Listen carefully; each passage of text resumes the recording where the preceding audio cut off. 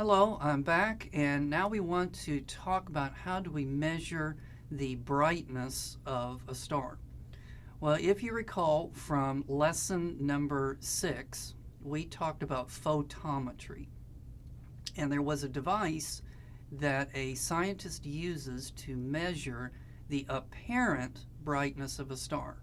So we have two different brightnesses of a star. So L is the luminosity, and it's the real brightness of the star. So if you've got a 100-watt light bulb, it's a 100-watt light bulb no matter where you put it. So that would be the luminosity of the light bulb. On the other hand, you have the apparent brightness of the light bulb, which is going to be given by the letter F. And so that stands for energy flux. And so that does change. So if you take that 100-watt light bulb and you put it in front of your face, you're saying, boy, that's a bright light bulb. But if you move it a mile away, you'd say that's a dim light bulb. So this is the one that changes, and this one doesn't. And so there is a relationship between the two in that the apparent brightness F is equal to the real brightness L divided by 4 pi times the distance that you are from the object squared. It's a 1 over r squared thing. Very common in science. So it turns out that gravity gets weaker the further away you get. It turns out electricity gets weaker the further out you get. Light gets weaker the further out you get. So there's all sorts of different phenomenon in science that gets weaker as 1 over r squared. Now, which of these two can you actually measure? Okay, now this one is hard to get because that star is so very, very far away. But this one you can measure with a photometer. So a photometer measures the apparent brightness of light, and it's one of the devices that an astronomer puts on their telescope. So let's do a worked out example of how to do this. So if a light bulb gets 8 times further away from you, what happens to its luminosity?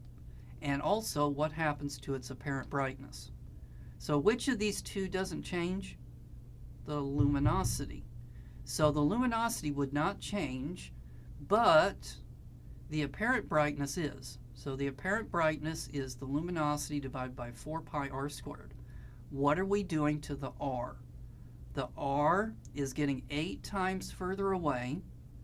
So a lot of students would say, well, the brightness then is going to be 1/8 as much as it was before, which is a pretty good guess, but it's not correct, because what do you need to do? You need to square it. So 8 squared is 64. So it's going to be, you could say it's 1/64th as bright as it used to be, or you could say that it's 64 times dimmer. So either of those two answers would be correct.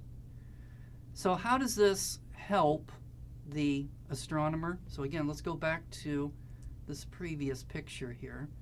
They're going to know the apparent brightness using the photometer. They put the photometer on the telescope. It gives them a number. So that's the apparent brightness. But that still doesn't give us the luminosity. We need to know the distance to the star. We got to know the r. So if we know 2 of the 3 letters, we can solve it for the third one. And where do we get the r from? Well, do you remember? We did parallax. So by using the parallax method, we can figure out the distance to the star, and then by combining it with our photometer reading, we now know the brightness, the real brightness of the star. So I want you to think of these things as like dominoes, that you measure one thing, and then you use that to measure another thing, and then once you got that, you can use that to measure another thing. Now, this sample question is a math one. And so if you notice, the previous one was more of a conceptual one that didn't really require using your calculator, whereas this one does. So this time, suppose you measured using the parallax method the distance to a star, and you found out that it was 2.6 parsecs. Well, that's not the official metric unit. So we need to convert that into meters. Okay, and it turns out to be that number. Okay, now let's suppose that you measured its apparent brightness with your photometer, and it turns out to be that number. Now let's actually calculate its luminosity. So we know the R, we know the F, we need to find the L. So there's our working equation. We plug all the numbers into it and we solve it for the letter L, and it turns out to be that number in watts. And then we could also convert that into how many times brighter is it than the sun. And so that's what that L sub 0 means. It's the brightness in comparison to the brightness of the sun. It's 25.4 times brighter than the sun, which is sometimes it's useful to do this thing with the L sub 0 just to give you an idea for how big and how small some of these stars are. All right, we're going to take a break, and when we come back, we're going to measure the mass of a star.